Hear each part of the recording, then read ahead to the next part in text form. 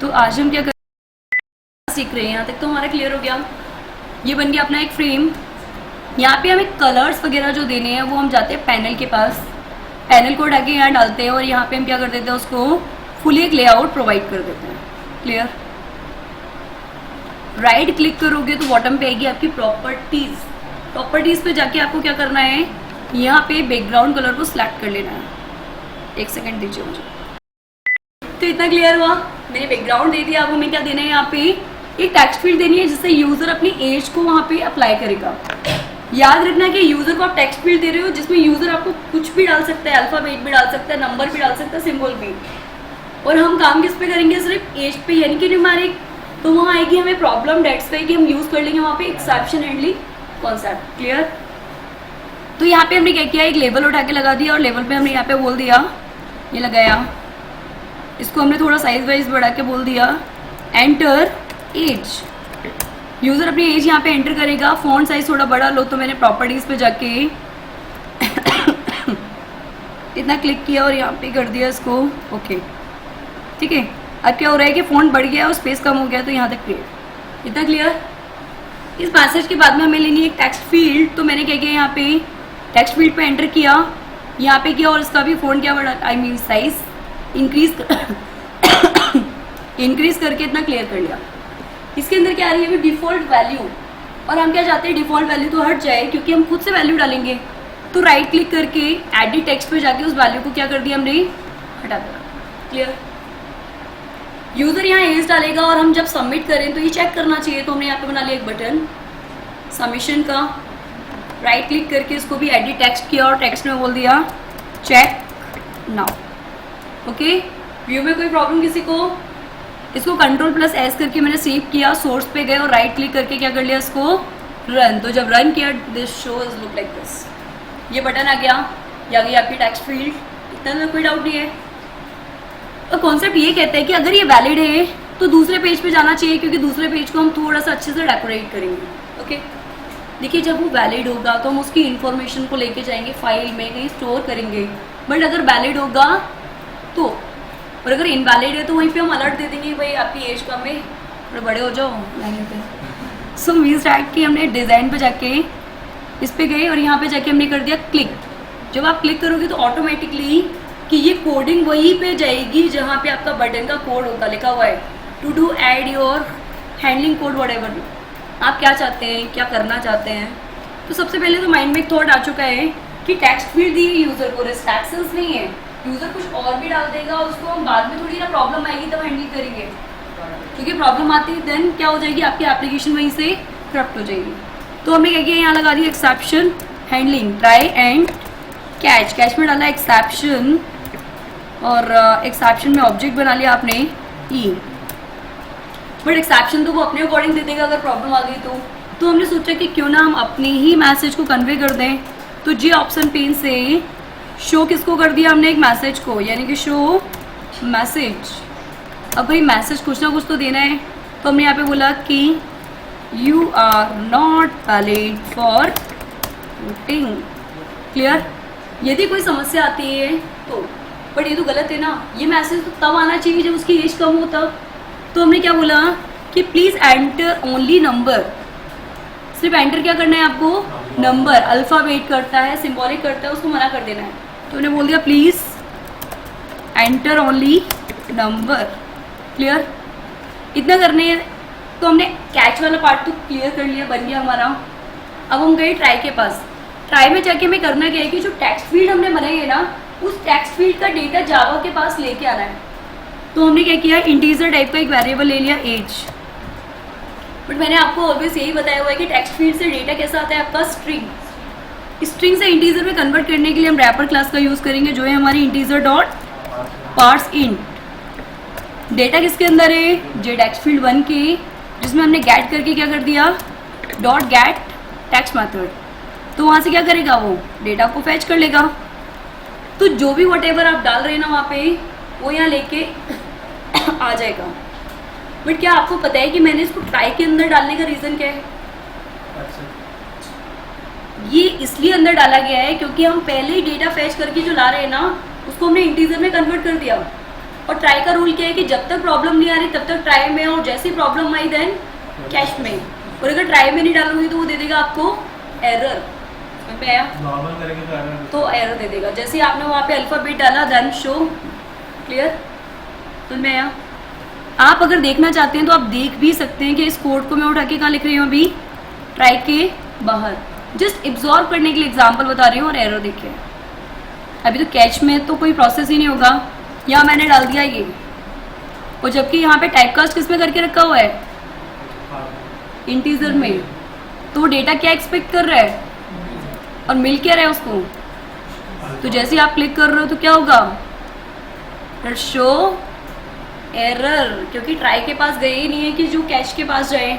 Cash के पास नहीं जाएगा तो क्या होगा, आनी तो प्रॉब्लम ही है ना, आ गई। और अगर यही काम आपने किस में किया होता, ट्राई में, तो जो प्रॉब्लम आ रही थी वो प्रॉब्लम ना आके वो हैंडल हो जाएगी। देख सकते हैं आप। सो इज इट डिफरेंट कि ट्राई में डालोगे तो कैश में जाएगी, बट अगर ट्राई में नहीं होगी तो कैश में क्यों जाएगी। Is it clear? ये डाउट है अभी भी? तो यहाँ तक का कॉन्सेप्ट हम कर चुके हैं। मतलब हमारी एप्लीकेशन एरर फ्री हो गई है, हैंडलर हो गई है कि वो हैंडल कर सकती है। तो डेटा आ चुका है किसके पास, एज के। लॉजिक क्या लगा रहे हो, तो आपने बोल दिया इफ एज ज़्यादा या बराबर होती है 18 के तो क्या होना चाहिए, दूसरे पेज पे रीडायरेक्ट। मतलब हम किसी ना किसी पेज पे उसको मूव करना चाहते हैं, तो हमने यहाँ पे दे दिया एक फाइल का नेम, यानी कि राइट क्लिक करके हम एक न्यू फाइल बना रहे हैं जिसका नेम दे दिया मैंने ऐप। जब वो वैलिड हो तो वहाँ चला जाना चाहिए। यहाँ जाके हमने क्या किया, जे ऐप पे जाना है, तो ऐप का हमने बना लिया instance equals to a new app at a dot set visual. क्या कर दोगे, ट्रू, क्योंकि वहाँ पे दिख जाएगा। और ये वाला क्या हो जाना चाहिए, डिस्पोज। क्लियर? दूसरे पेज पे आएगा तो दूसरे पेज का आपने बना लिया फ्रेम कि वो यूजर यहाँ आने वाले हैं तो एटलीस्ट विजिबिलिटी तो दे। तो हमने क्या किया, इसको उठा के यहाँ लगाया, पहले इसको कर लिया थोड़ा सा इंक्रीज।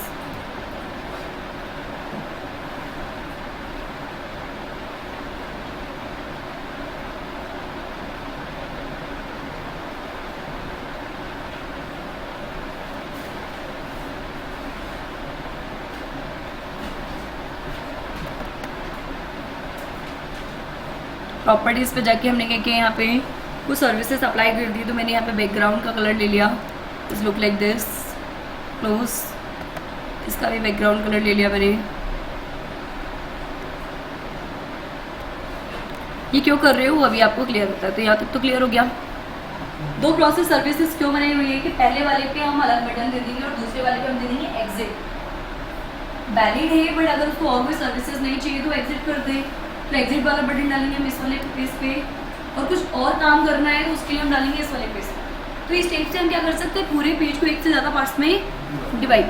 जैसे एटीएम कभी चालू करते हो तो एटीएम की सर्विसेज कैसी होती है, एडिट, विड्रॉल, व्हाटएवर सारी चीज़ें, जिस पर क्लिक करते हो उसका पेज ओपन हो जाता है। सी पे इनफेक्ट कि इसका एक रियल लाइफ एग्जांपल बताऊं कि अभी बापट पे तो मैंने बताया है क्लास में कि बापट पे एक एटीएम था, उसमें से मैंने अमाउंट निकाला हुआ था। तो वो अमाउंट क्या हुआ कि एक्सेस होते ही टाइम पे वो मशीन बंद हो गई। ठीक है, एक्सेस होने ही वाला था, बाहर भी अमाउंट आ गया, बट उसकी जो ब्लेड टाइप होती है ना वो ओपन होती बट सडन लाइट चली गई। सो आई फील लाइट की लाइट आएगी तब बैक होगा। तो जैसे ही लाइट आई ना तो वो अमाउंट रिटर्न बैक हो गया। उसकी प्रोसेसिंग जो स्टार्ट हुई ना उसकी पूरी कोडिंग आपकी सी प्रोग्रामिंग पे थी, पूरी कोडिंग। बापट का एटीएम है एक्सेस वाला, अगर आप कभी जाके देखेंगे ना ब्लू कलर का, वो प्रॉपर सी प्रोग्रामिंग। आपके पैसे गए आए? नहीं, चले गए थे, आए नहीं मेरे पास में। फिर आफ्टर 2 मंथ्स के वो रिफंड हो गए थे, आफ्टर 2 मंथ्स। बट वो पूरी कोडिंग आपकी सी पे है। आप प्रैक्टिकल देखोगे कह सकते हैं कि हाँ ये उसमें है उसमें, बट प्रैक्टिकल वे पे देखोगे ना तो आपको समझ में आएगा कि कहाँ पे क्या क्या। ठीक है, समझ में आया?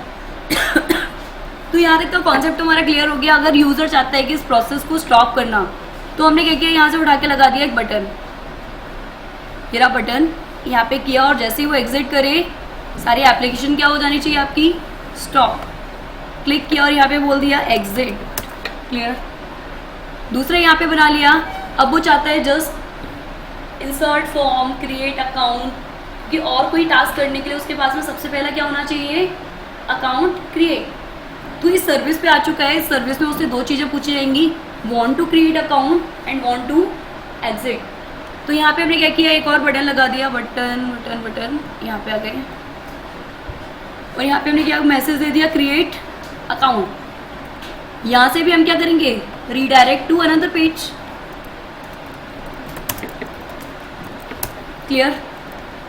क्रिएट अकाउंट का स्टिल रखते हैं, एग्जिट वाले पे जाएंगे, एग्जिट की कोडिंग पे क्या कर दोगे, डिस्पोज, क्योंकि हम क्लिक कर रहे हैं ना, बंद करना है, तो बंद करने के लिए क्या कर दिया आपने, दिस डॉट डिस्पोज, बंद हो जाएगा।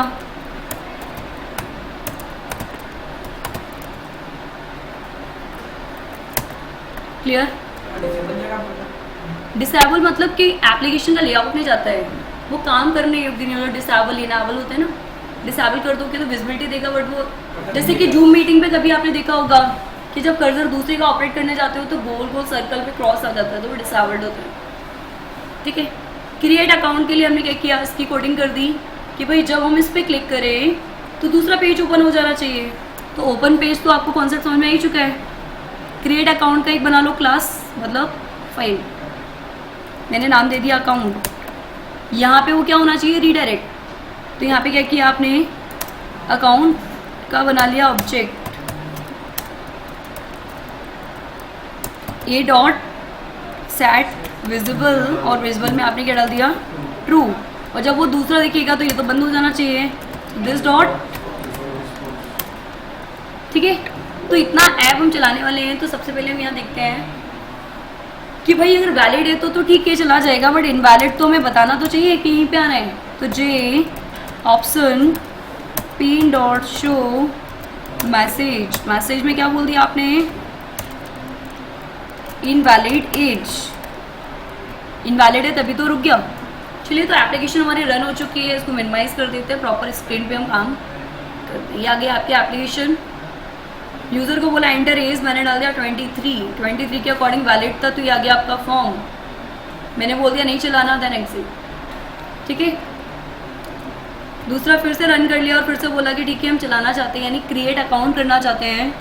तो हमने क्या किया, यहाँ डाला 11, बट 11 क्या है आपका, एज कम है, तो आपको यहीं पे बोल देगा इनवैलिड एज, बट एप्लीकेशन बंद नहीं हुई। फिर से डालो एज, हमने फिर से डाल दी एज 32 डाली, तो ये हो गई एक्टिव। क्रिएट अकाउंट पे क्लिक किया तो दूसरा पेज ओपन हो गया। अब क्रिएट अकाउंट करोगे तो क्या होगा, एक फॉर्म फील्ड आ जाएगी जहाँ पे अपना डेटा इंसर्ट करो एंड देन सबमिट। उसको भी कर लेते हैं, तो हम देते हैं थोड़े 5 मिनट और। क्रिएट अकाउंट के पास गए और यहाँ पे हमें क्या करना है, यूज़र का अकाउंट क्रिएट, मतलब हम उससे इन्फॉर्मेशन लेना चाहते हैं। इन्फॉर्मेशन लेने के लिए हमने क्या किया, यहाँ पे सबसे पहले लगा दिया हमने लेबल 1 यूज़र नेम। तो हमको जो मीटिंग वगैरह जो भी करनी है वो सब पैकेज के अंदर होगी, बाहर वो उसके एग्जिस्टेंस है। यहाँ पे मैंने डाल दिया एज,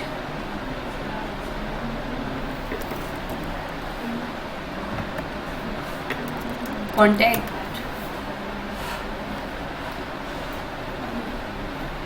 बट हम एक काम करते हैं, यहाँ पे एक और टास्क करते हैं, ईमेल। आप लोगों को याद है पासवर्ड चेकिंग ऐप चलता है, पासवर्ड चेकिंग, OTP ऐप चलते हैं, तो आप सब चीज़ें बना सकते हो उससे। ओके, इसमें लिंक भी कर सकते हैं क्या लिंक दे सकते हैं, लिंक मतलब समझ जैसे नहीं, कि हमने एक आईडी पासवर्ड डाला, ऑनलाइन थोड़ी ना चल रही है आपका, नहीं अगर चले मतलब अगर ये ऑनलाइन चल सकता है ऐसा, नोटपैड चलते हैं ऑनलाइन आपका, नोटपैड ऑनलाइन चलता है, नोटपैड प्लस ऑनलाइन चलते हैं, फिर डाउनलोड करके रखते हो, कैलकुलेटर ऑनलाइन चलते हैं, VLC प्लेयर चलते हैं, आई थिंक आंसर मिल गया होगा। तो चलिए, समझदार हैं आप लोग, बाकी तो आप लोग बना ही लेंगे, है ना। सो आई होप सो कि जो जावा की जर्नी थी हमारी काफ़ी अच्छी थी। प्रोजेक्ट लास्ट टाइम पे आपको ये फील हो चुका होगा कि लूपिंग वूपिंग जो भी सारा काम होता है वो आप ग्राफिकल इंटरफेस में कर सकते हैं, क्योंकि बहुत सारे स्टूडेंट्स के थॉट होता है कि CLI पे भी कौन सा काम होता है, you can convert your CLI code into GUI। ठीक है, इफ एल्स लूप व्हाटएवर कुछ भी काम जो आप कर रहे हैं वो सारी चीज़ें आप ग्राफिकल इंटरफेस में बना सकते हैं। नोटपैड बना सकते हैं, नोटपैड प्लस तो आज क्लास जो हमारी टर्मिनेट हो रही है इसमें मैं आपको एक असाइनमेंट दे रही हूँ और असाइनमेंट आपको कंप्लीट करना है। असाइनमेंट है आपका कि आपको एक ATM बनाना है। ATM की पूरी स्लिप होनी चाहिए, सारी चीज़ें आपकी एक साइड में आनी चाहिए सॉफ्ट कॉपीज़ में। वहाँ एक बटन होना चाहिए, इंसर्ट अमाउंट करे, पासवर्ड वेरीफाई करे।